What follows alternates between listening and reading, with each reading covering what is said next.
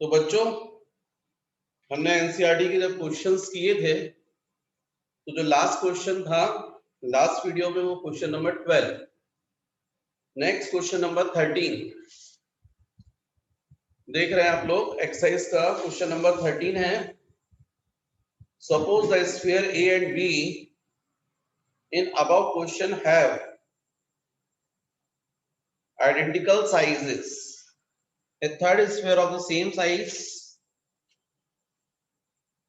but uncharged is brought in contact with the first, then brought in contact with the second, and finally removed from both. What is the new force of repulsion between A and B? तो actually में जो question number 12 था वो question number 12 में था आपका। हालांकि हमको करना क्वेश्चन नंबर 13 है, पर वो लिंक है क्वेश्चन नंबर 12 से। और क्वेश्चन नंबर 12 था two insulated charge spheres, copper spheres A and B have their centers separated by a distance of 50 centimeter. Separated by 50 centimeter, मतलब 0.5 metre. What is the mutual force of electrostatic repulsion if the charge on each is 6.5 into 10 to the power -7 coulomb? The radii of A and B are negligible compared to the distance of separation. And second, what is the force of repulsion if each of sphere is charged double? तो ये question किया था, और इस question में जो हमने इसको इनके बीच में लगने वाला जो फोर्स था, रिपल्सिव फोर्स, वो 9 into 10 power 9 q square by r square, इसमें q और r की वैल्यू सब्स्टिट्यूट की थी, तो हमारा आंसर आया था 1.52 into 10 to the power -2 Newton. अब क्वेश्चन नंबर 13 जो है उसमें बोला गया है, question number 13, suppose the squares A and B in above questions have identical sizes. The third sphere of the same size but uncharged is brought in contact with the first. ये A हो गया, ये B हो गया, A के contact में अनचार्ज को लेकर आए, सपोज C, और ये B जिस पर चार्ज है Q, with the first, then brought in contact with the second, and finally removed from both. What is the new force of repulsion between A and B? तो वैसे तो question sheet में हो चुका है, पर चूंकि अपन एनसीईआरटी कर रहे हैं तो चलिए ठीक है, एक बार कर लेते हैं। ये थर्ड अनचार्ज था, ए और सी दोनों पर मिलाकर चार्ज हो गया Q। जैसे आप सी को सेपरेट करेंगे तो ए पर हाफ और सी पर हाफ चार्ज हो जाएगा, डिस्ट्रीब्यूट हो जाएगा। ये सी चार्ज किस पर गया, बी पर ले जाकर टच कर दिया, और बी पर ऑलरेडी चार्ज कितना है, Q। इसका मतलब ये हुआ कि यदि हम बी और सी इन दोनों को मिलाकर सोचे तो टोटल चार्ज आएगा Q प्लस Q/2, मतलब 3Q/2। और जैसे ही आप सी को सेपरेट करोगे बी से, तो फिर से बी और सी के बीच में हाफ हाफ चार्ज डिस्ट्रीब्यूट हो जाएगा। तो फर्स्ट पर चार्ज बचेगा ए पर, तो Q/2 हैवी, और अब बी पर जो चार्ज है वो इस चार्ज का हाफ, क्योंकि सी हाफ ले जाएगा, तो 3Q/4, 3Q/2 मींस 3Q/4। तो अब ये चार्ज बचे। अब अपन को ये new force F dash find करना है, जिसको हम बोलेंगे 9 into 10 power 9 into Q/2 3Q/4 by R square, क्योंकि डिस्टेंस चेंज नहीं हुआ है, डिस्टेंस सेम है। मतलब f dash is equal to 3/8, ये देखिए आप यहाँ पर into 9 into 10 power 9 into Q square by R square, और f dash is equal to 3/8 times of, ये जो वैल्यू लिखी है इसकी वैल्यू है 1.5 को अपन ने सॉल्व किया था 1.52 into 10 to the power -2 newton. तो इसको सॉल्व कर लेंगे तो न्यू फोर्स की वैल्यू आ जाएगी।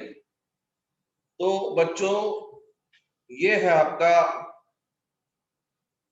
Question number 13। नेक्स्ट इसके बाद क्वेश्चन नंबर 14। हालांकि मेरी इच्छा थी इसमें केवल न्यूमेरिकल्स करें, पर चलो ठीक है, कुछ क्वेश्चंस ऐसे हैं जिनको अपन डिस्कस करना चाहिए तो कर लेंगे। जैसे क्वेश्चन नंबर 14 है, यदि आप लोग देख रहे हैं अपनी एक्सरसाइज एनसीईआरटी, तो क्वेश्चन नंबर 14 जो है वो है figure shows tracks of 3 charge particles in a uniform electrostatic field. Give the sign of the 3 charges. Which particle has the highest charge to mass ratio? ये इस तरीके से हमको क्वेश्चन गिवन है। तो यदि आप देखें इसमें, तो इलेक्ट्रिक फील्ड देखो आप, ये प्लेट ऐसी दी हुई है, ये इस तरीके से प्लस और माइनस। फर्स्ट पार्टिकल का डेविएशन ऐसा है, सेकंड ऐसा है और थर्ड का ऐसा। First, second, third. आपको मैं बता चुका हूं कि इलेक्ट्रिक फील्ड होती है तो हमेशा प्लस टू माइनस, मतलब डाउनवर्ड है। और इलेक्ट्रिक फील्ड के डायरेक्शन में किस पर फोर्स लगता है? पॉजिटिव चार्ज पर।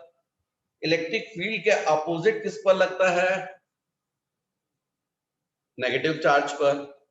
आप देख रहे हैं कि 1 और 2 का जो डेविएशन है वो किस तरफ हुआ है? Opposite to electric field. Electric field downward है, तो इसका मतलब ये फर्स्ट चार्ज नेगेटिव होना चाहिए, सेकंड चार्ज नेगेटिव होना चाहिए और थर्ड चार्ज जो है वो पॉजिटिव, क्योंकि उसका डेविएशन इलेक्ट्रिक फील्ड के डायरेक्शन में हुआ। जहां तक बात है चार्ज अपॉन मास का रेशियो हमसे पूछा है, charge which particle has the highest charge to mass ratio? तो सिंपल सी बात है कि यदि आप देखें Q by M, ये हमसे पूछा गया, तो आप देख रहे हैं सबसे ज्यादा डेविएशन इसका हुआ है, फर्स्ट का, और ऐसे थर्ड का। मतलब दोनों पर ज्यादा इफेक्ट किसका लग गया? इलेक्ट्रिक फोर्स का। तो क्यों लगा होगा? क्योंकि मास कम रहा होगा। लेकिन सेकंड को आप देखिए, उसका डेविएशन कम हुआ है। तो क्यों कम है? क्योंकि उसके ऊपर इलेक्ट्रिक फोर्स जो है उसके कंपेयर में नो डाउट वेट ज्यादा रहा हो, और इसलिए वो ज्यादा डेविएट नहीं हुआ। तो यदि हम बात करें, लेकिन हमसे which particle has the highest charge to mass ratio, तो यहां पर बच्चों यदि हम सेकंड नहीं, सॉरी, यदि आप देखेंगे तो फोर्स जो है, नेट फोर्स,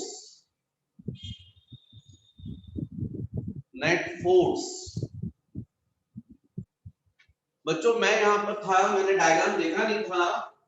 ये डायग्राम में आप देखें तो सबसे ज्यादा डेविएशन थर्ड चार्ज का हुआ है।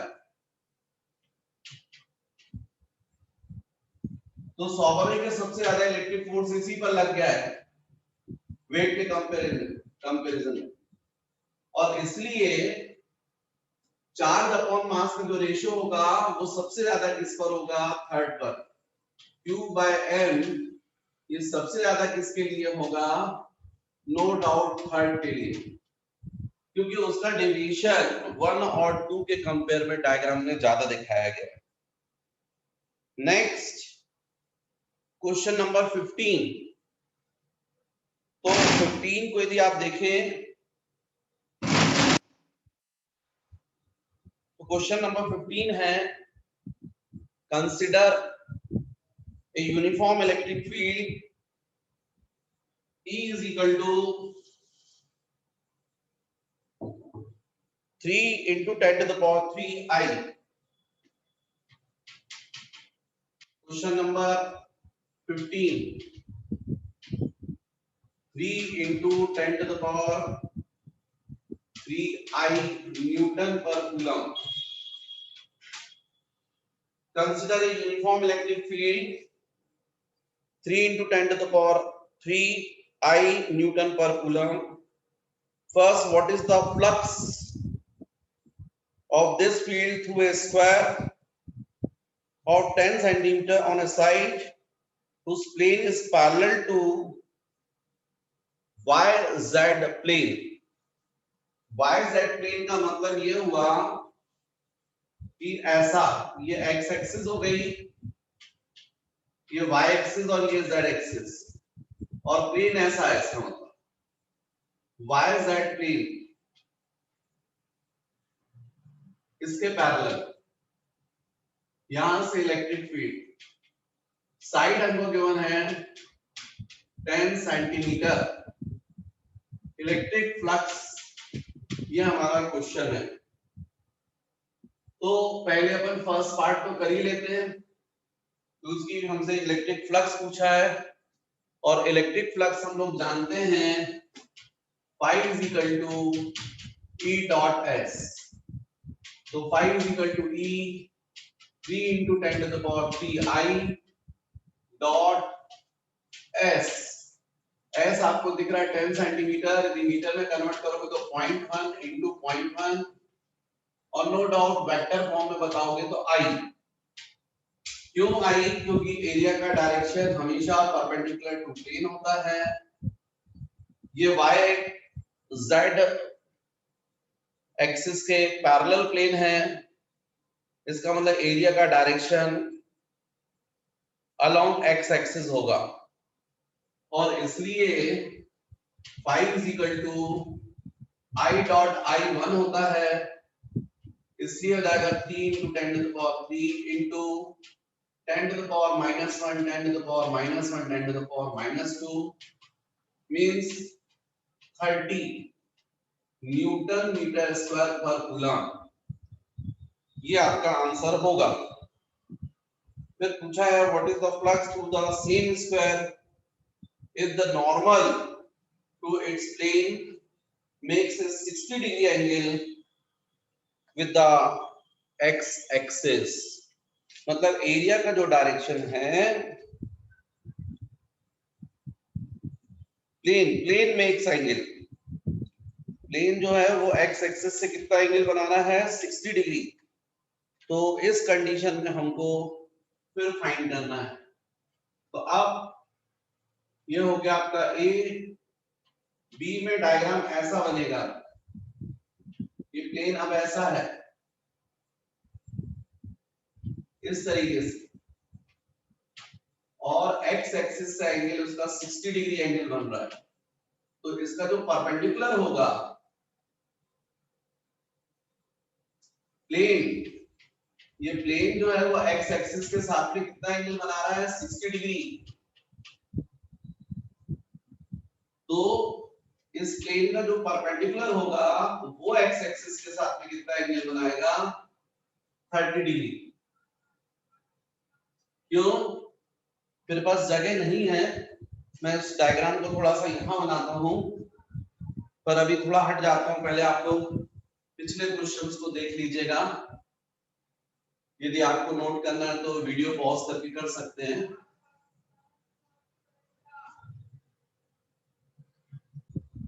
बच्चों जो एंगल हमको दिया है वो नॉर्मल का एंगल दिया है, प्लेन का जो नॉर्मल है। What is the flux through the same square if the normal to its plane makes a 60 degree angle with the x axis?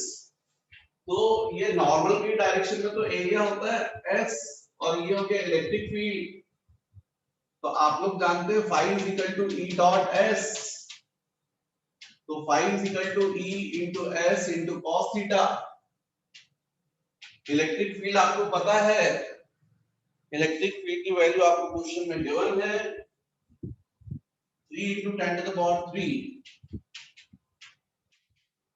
और s भी आपको पता है 0.1 into 0.1 और ये cos 60। तो डेफिनेटली जो आंसर आया था उसका जस्ट हाफ मतलब 15 आएगा, क्योंकि वो आंसर 30 आया था शायद। तो 50 न्यूटन क्या होती यूनिट इलेक्ट्रिक फील्ड के लिए, न्यूटन पर कूलम, और एरिया के लिए मीटर स्क्वायर। तो इसलिए आपका आंसर ये होगा 15 न्यूटन मीटर स्क्वायर पर कूलम। फिर next question number 16, question number 16। तो क्वेश्चन नंबर 16 है what is the net flux of the uniform electric field in above question through a cube of side 20 centimeter oriented so that its faces are parallel to the coordinate planes। यहां पर net flux की जहां तक बात है तो हमको मालूम है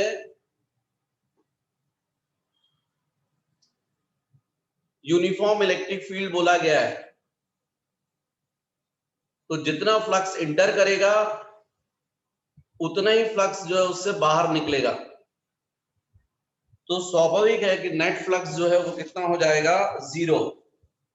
भाई यहां पर यदि आप इलेक्ट्रिक फील्ड आपको यूनिफॉर्म बोली गई है, जो इलेक्ट्रिक फील्ड यहां वही इलेक्ट्रिक फील्ड यहां, तो स्वाभाविक है ये एरिया भी सेम है।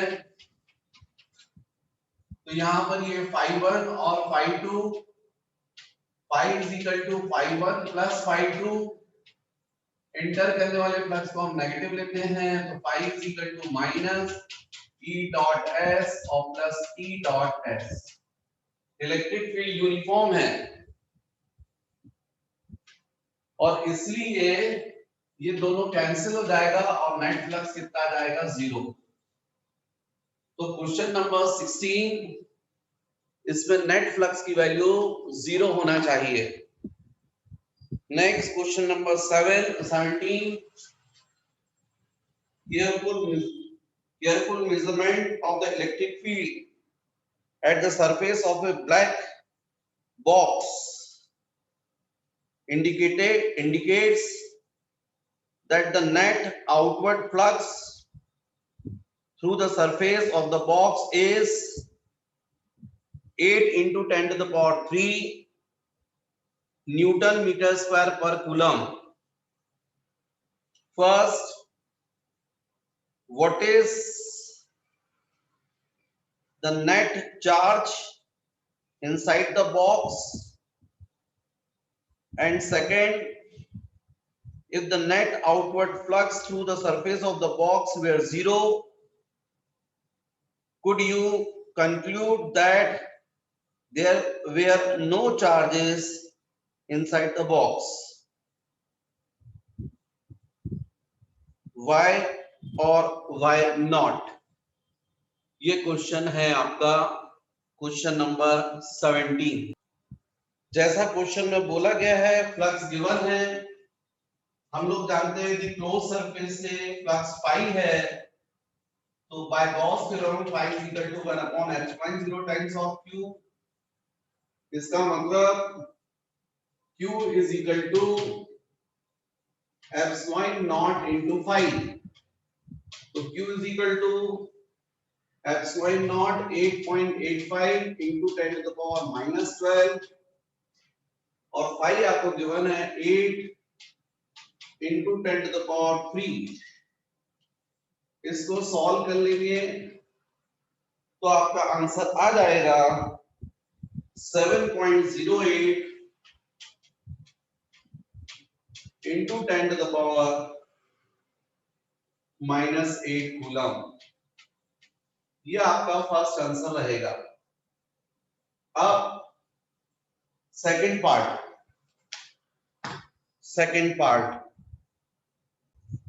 जैसे सेकंड पार्ट में हमको चूंकि नेट फ्लक्स 0 बोला है, तो phi net is equal to 1/एप्सिलॉन 0 इनटू क्यू नेट। इसका मतलब q net is equal to epsilon not into phi net. अब चूंकि फाई नॉट 0 तो क्यू नेट भी 0 होगा। नेट चार्ज का मतलब ये क्लोज सरफेस है, यहां पर Q1 प्लस, Q2 भी plus, Q3 minus, Q4 minus.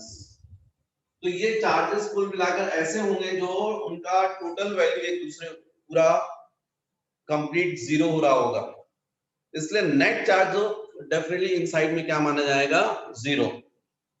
So the net charge inside by that closed surface is 0, although it may have some charges inside it। ये हो गया बच्चों क्वेश्चन नंबर 17। नेक्स्ट आपका question है क्वेश्चन नंबर 18। तो बच्चों question number 18, ये तो मुझे जो दिख रहा है वो बुकलेट का क्वेश्चन दिख रहा है, पर चलो ठीक है, कोई बात नहीं। बुकलेट में एनसीईआरटी क्वेश्चंस हैं, चलो ठीक है, कोई बात नहीं, एक बार करते हैं, अच्छा है, रिवीजन तो करनी चाहिए। Point charge plus 10 microcoulomb is at a distance 5 centimeter directly above the center of a square of side 10 centimeter as shown in figure। What is the magnitude of the electric flux through the square? तो हमको यहाँ पर ये जो square है इससे 5 centimetre distance पर charge रखा हुआ है, और ये जो स्क्वायर है इसकी साइड हमको गिवन है 10 सेंटीमीटर। तो हमको इससे जो भी फ्लक्स इस चार्ज की वजह से पास होगा वो हमको फाइंड करना है। तो बहुत सिंपल, जहां चार्ज रखा है रहने दीजिए, सेंटर से 5 सेंटीमीटर है और साइड 10 सेंटीमीटर। तो हम यदि चाहें तो इमेजिन कर सकते हैं एक क्यूब को ऐसा क्यूब जिसकी साइड 10 सेंटीमीटर है, और जब ऐसा हम अज्यूम करेंगे तो नो डाउट चार्ज कहां जाएगा, इनसाइड में। किसके इनसाइड में, क्यूब के। और इस पूरे क्यूब से total electric flux,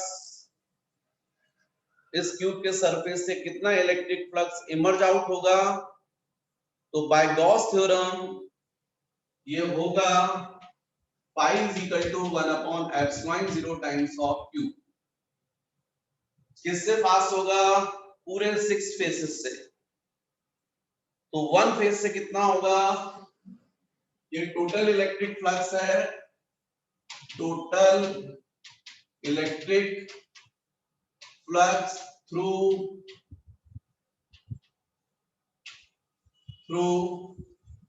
6 faces, 1 2 3 4 5 6 face है ना क्यूब में। तो ये हो जाएगा पाई इज इक्वल टू 1/एप्सिलॉन 0 टाइम्स ऑफ क्यू। तो इस स्क्वायर से मतलब 1 फेज से, therefore from 1 phase phi dash is equal to by 6 phases से phi, तो 1 phase से कितना 5/6, तो 5/6। इसका मतलब phi dash is equal to 1/6, और phi कितना जाएगा 1/ε0 टाइम्स ऑफ क्यू। ये क्वेश्चन हमने किया था। अब यहां पर आप बच्चों चार्ज की वैल्यू सब्स्टिट्यूट कर दीजिएगा। आपके मन में आएगा कि सर ये 5 सेंटीमीटर 10 सेंटीमीटर, इसका तो कुछ यूज ही नहीं हुआ उसकी ऐसा यूज हुआ कि उसकी उसी के बेसिस पर आपने ये आपको आप अज्यूम कर पाए कि यदि हम 10 सेंटीमीटर साइड का क्यूब बनाएंगे तो चार्ज कहां पर आ जाएगा, इनसाइड में, क्योंकि चार्ज का सेंटर से जो डिस्टेंस है वो 5 सेंटीमीटर है। Next question number 19। तो क्वेश्चन नंबर 19 देखिए।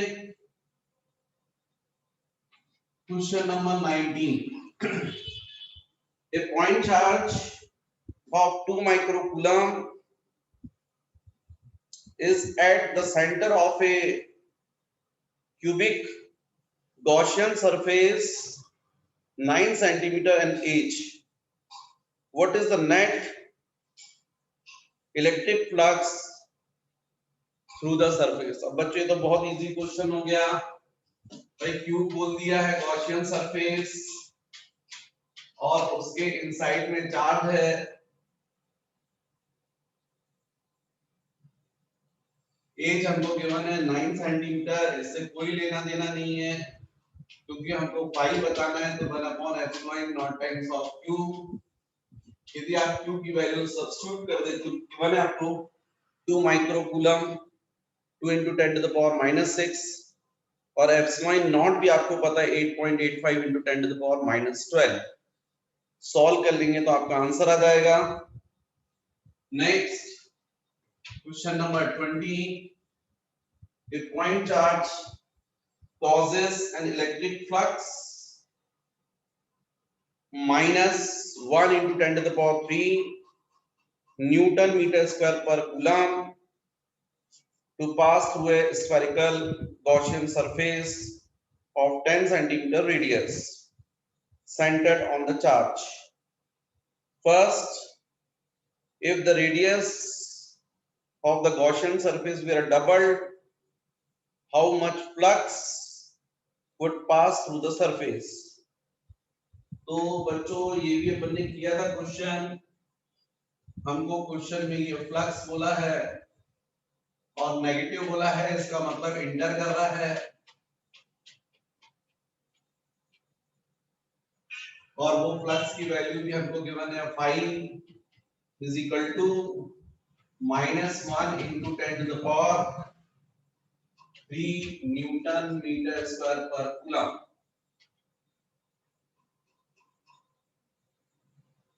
और इसका हमको रेडियस गिवन है r 10 सेंटीमीटर। अब बच्चों यदि इनसाइड में डेफिनेटली नेगेटिव चार्ज होगा जिसकी वजह से ये फ्लक्स हुआ है, और हम लोग जानते हैं कि phi = 1/ε0 टाइम्स ऑफ q। अब आप रेडियस डबल भी कर दोगे, रेडियस डबल बोला है शायद, if the radius of the double, तो कोई फर्क नहीं पड़ेगा, इनसाइड में चार्ज तो वही है, और जो फाई होता है वो 1/ε0 टाइम्स ऑफ q, केवल q पर डिपेंड करता है।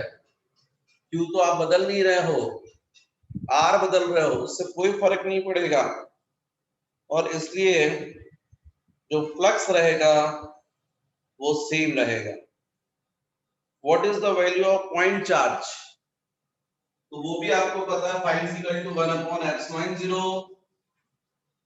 तो charge phi = 1/ε0 times of q, तो q = ε0 times of phi।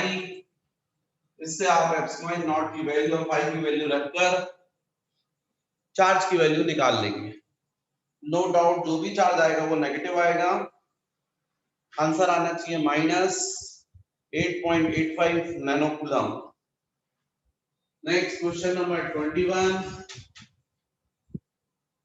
a conducting sphere of radius 10 centimeter has an unknown charge if the electric field 20 centimeter from the center of the sphere is given and points radially inwards, what is the net charge on the sphere? A conducting sphere of radius 10 centimeter.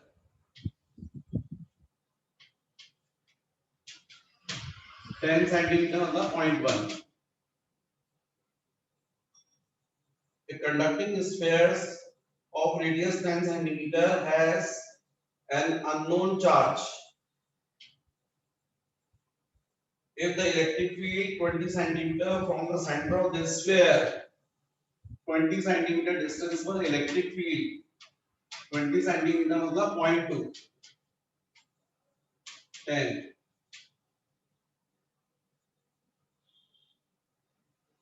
ये electric field हमको given है E is equal to 1.5 into 10 to the power 3 Newton per coulomb and points radially inwards. तो electric field अब inverts है radius के direction.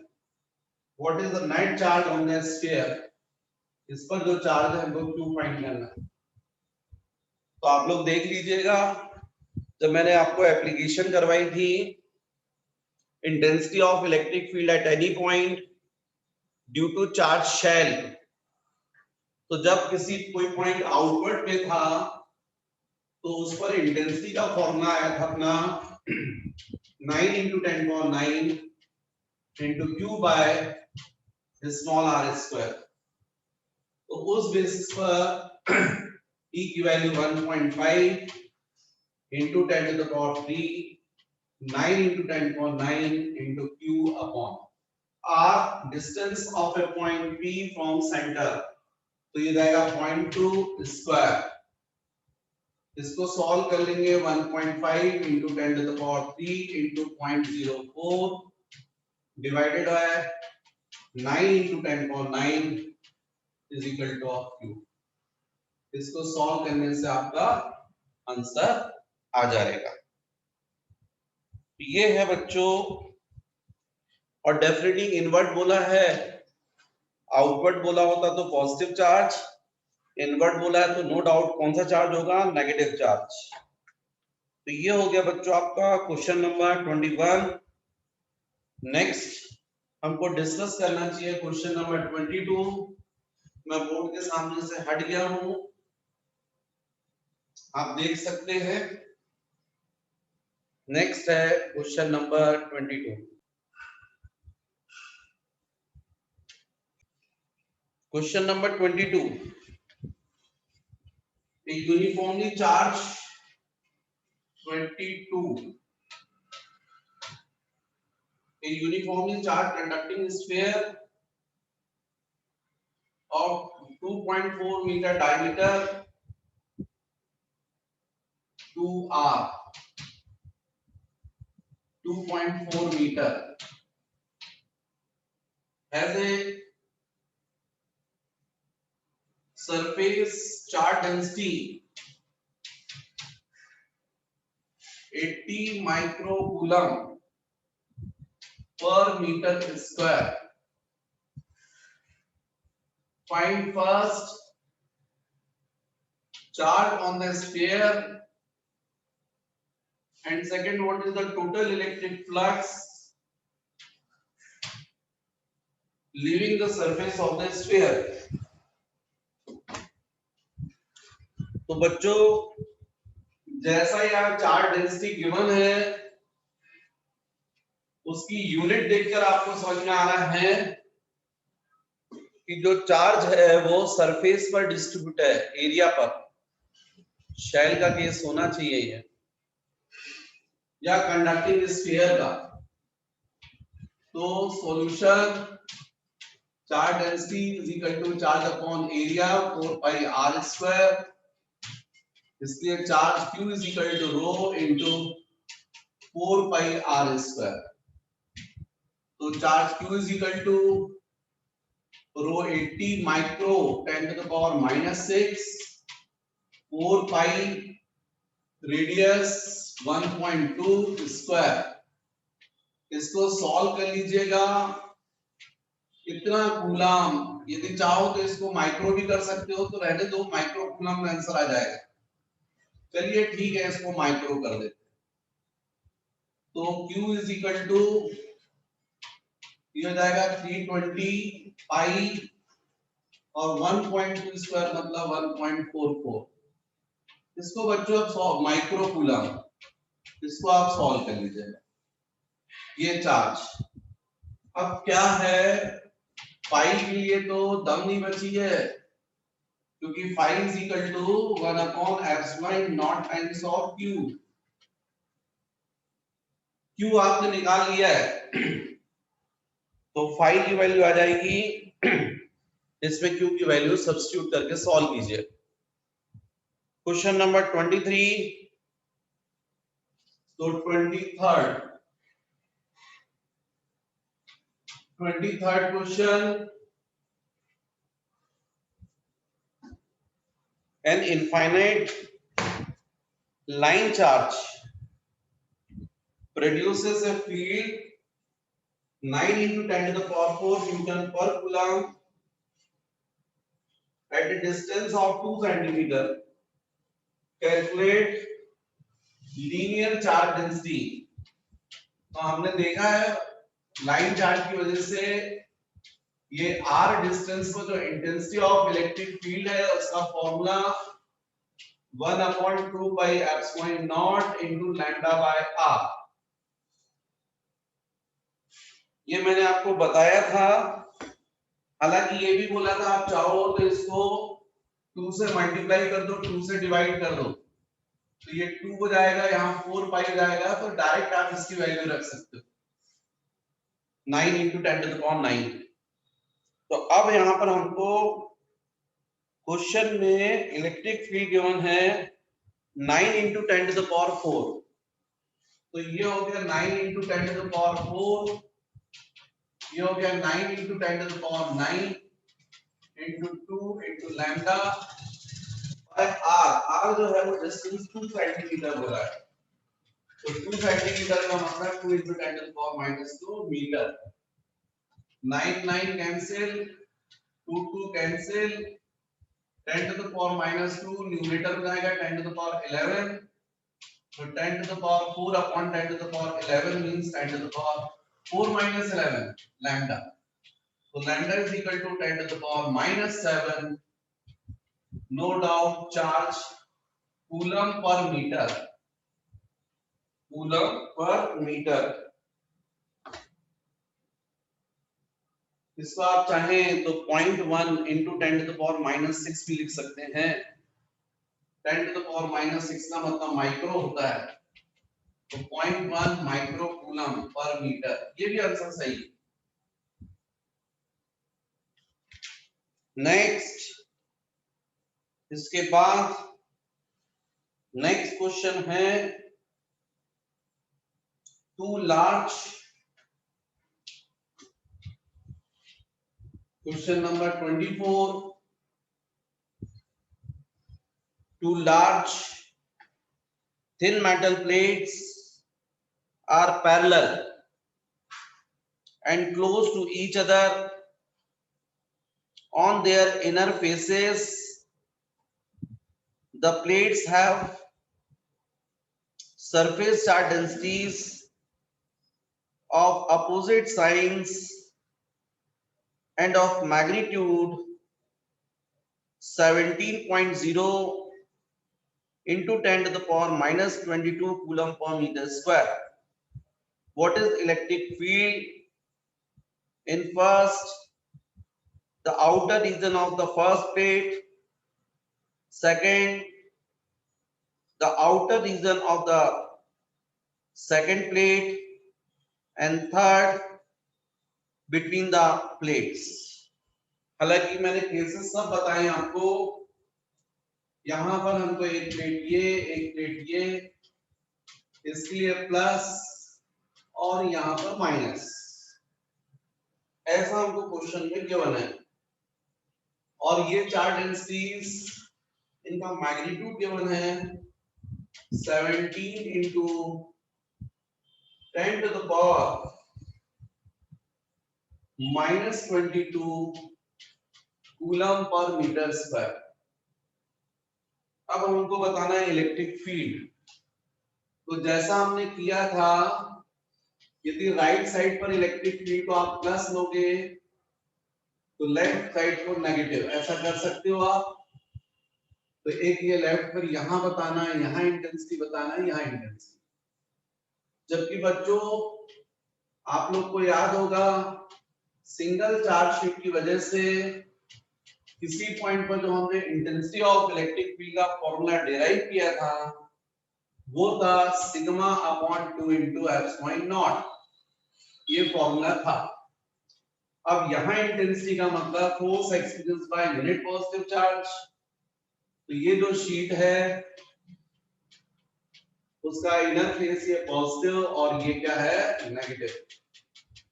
तो no doubt ये plus इसको रिपेल करेगी, इसकी वजह से इंटेंसिटी E1, और माइनस इसको अट्रैक्ट करेगी तो इसकी वजह से इंटेंसिटी E2। यदि आप देखें तो इस पॉइंट पर P बोल दूं यदि, या फर्स्ट बोल दे क्या, फर्स्ट, हाँ फर्स्ट, तो ये जाएगा -E1 प्लस E2, क्योंकि मैंने राइट साइड को प्लस बोल दिया, लेफ्ट साइड को माइनस। तो यहां पर जाएगा इंटेंसिटी फर्स्ट रीजन, तो definitely minus sigma upon 2 into epsilon not plus sigma upon 2 into epsilon not is equal two of 0। तो ये फर्स्ट रीजन में इंटेंसिटी 0 होगी। सेम ऐसा बच्चों ये थर्ड रीजन में भी होगा, इसको सेकंड बोले और इसको थर्ड, क्योंकि यहाँ यूनिट पॉजिटिव चार्ज लोगे तो ये प्लस इसको रिपेल करेगा और माइनस इसको अट्रैक्ट। तो थर्ड रीजन, फर्स्ट रीजन और थर्ड रीजन, इन दोनों में इंटेंसिटी 0 आएगी। लेकिन ये जो सेकंड रीजन है, यहां पर यूनिट पॉजिटिव चार्ज रखोगे तो प्लस इसको रिपेल करेगा और माइनस इसको अट्रैक्ट। तो दोनों फील्ड जो है वो सेम डायरेक्शन में, पॉजिटिव डायरेक्शन में, इसलिए सेकंड रीजन में इंटेंसिटी हो जाएगी E1 प्लस E2, मतलब sigma upon 2 into epsilon not plus sigma upon 2 into epsilon not. इसका मतलब twice of sigma upon epsilon 2 into epsilon not. 2 2 cancel, तो सिग्मा अपॉन एप्सिलॉन नॉट। अब आप यहां पर वैल्यू रखकर सॉल्व कर सकते हैं। Intensity of electric field in second region, तो सिग्मा की वैल्यू आपको गिवन है 17 into 10 to the power -22, epsilon not आप लोग जानते हैं 8.85 into 10 to the power -12। इसको सॉल्व कर लीजिए तो इलेक्ट्रिक फील्ड की यूनिट है न्यूटन पर कूलम और ये आंसर आ जाएगा। तो जो इंटेंसिटी रहेगी वो केवल सेकंड रीजन में रहेगी, फर्स्ट और थर्ड रीजन दोनों में इंटेंसिटी कैसी रहेगी, 0। नेक्स्ट इसके बाद क्वेश्चन नंबर 25। क्वेश्चन 25 पर मैं हट जाता हूं, थोड़ा सा बोर्ड आप लोगों को दिख जाए। नेक्स्ट, तो चलिए बच्चों next question number 25। An oil drop of 12 excess electrons is held stationary under a constant electric field of 2.55 into 10 to the power 4 Newton per coulomb in millicons oil drop experiment. The density of the oil is given 1.26 gram per centimeter cube. Estimate the radius of the drop. भाई ये oil drop है, इसका weight downward होगा यदि ये यहाँ पर equilibrium position में है, हेल्ड है, स्टेशनरी है, तो निश्चित रूप से इसके ऊपर क्या लग रहा होगा? Electric force. कितना? वेट के इक्वल मैग्नीट्यूड का, तभी तो स्टेशनरी रहेगी। हमको क्वेश्चन में गिवन है कि इस ड्रॉप पर 12 इलेक्ट्रॉन एक्सिस में है, n is equal to 12 axis में इलेक्ट्रॉन का मतलब निश्चित रूप से नेगेटिव चार्ज। और यदि ये हेल्ड है तो ऐसी प्लेट रही होंगी, निश्चित रूप से ये अपर प्लेट पॉजिटिवली चार्ज रही होगी, ये प्लेट नेगेटिवली चार्ज रही होगी, तो इलेक्ट्रिक फील्ड कैसी होगी? Downward, plus two minus. और नेगेटिव चार्ज पर फोर्स हमेशा कैसा लगता है? अपोजिट टू इलेक्ट्रिक फील्ड, मतलब अपवर्ड। तो हमको यहाँ पर केवल ड्रॉप का रेडियस फाइंड करना है, तो हमको पता है Fe is equal to mg, ये कॉन्सेप्ट लगेगा। इस क्वेश्चन में हमको E गिवन है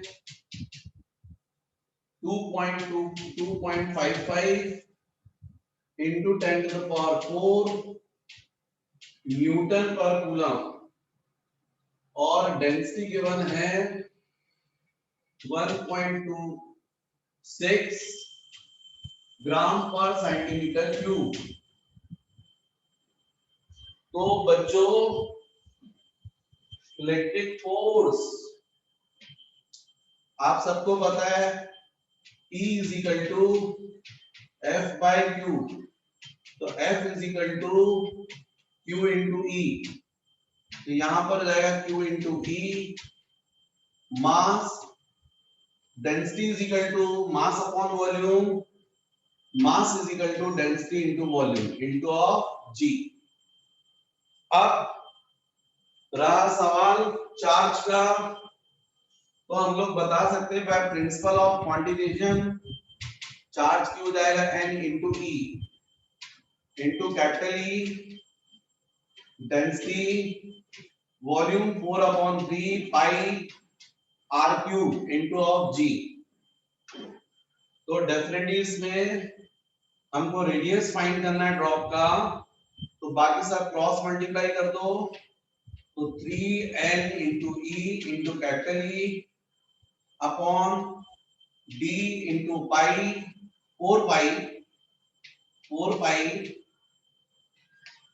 into of G is equal two of R cube. अब यहां पर वैल्यू रख दीजिए, तो यार मुझे तो ये जगह की जरूरत है, तो यहाँ पर इलेक्ट्रिक फील्ड कितना गिवन था हमको और डेंसिटी, ये दोनों वैल्यूज मैं यहाँ लिख दे रहा हूँ। तो आपको इंटेंसिटी की वैल्यू गिवन थी 2.55 into 10 to the power 4 Newton पर कूलम, और डेंसिटी थी 1.26 ग्राम पर centimetre cube.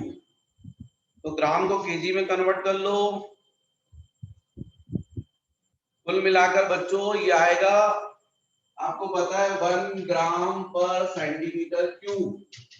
1 gram means 10 to the power -3 kg, 1 centimetre 10 to the power -2 metre, और फिर उसका क्यूब, तो 10 to the power -6 metre cube. तो कुल मिलाकर ये जाएगा 10 to the power 3 kg per metre cube. तो 1 ग्राम पर centimetre cube is equal to होता है 10 to the power 3 kg per metre cube. इसलिए ये 10 to the power 3 kg per metre cube, क्योंकि हम लोग क्वेश्चन को ऐसा ही सिस्टम में कर रहे हैं। तो अब आपके पास कुछ नहीं बचा, केवल वैल्यू सब्स्टिट्यूट करना है। r cube is equal to 3, n आपको बोला है 12 E 1.6 into 10 to the power -19, charge on electron था capital E 2.55 into 10 to the power 4 divided by density 1.26 10 to the power 3 into 4 by 4 3.14 और G 9.81 10 ले लीजिएगा, इसको सॉल्व कर लीजिएगा और फिर क्यूब रूट ले लीजिए, तो इससे आपका रेडियस जो है वो आ जाएगा। ये हो गया क्वेश्चन नंबर 25। नेक्स्ट क्वेश्चन है question number 26। Which among the curves shown in figure cannot possibly represent electrostatic field lines? और चार आपको डायग्राम्स गिवन है,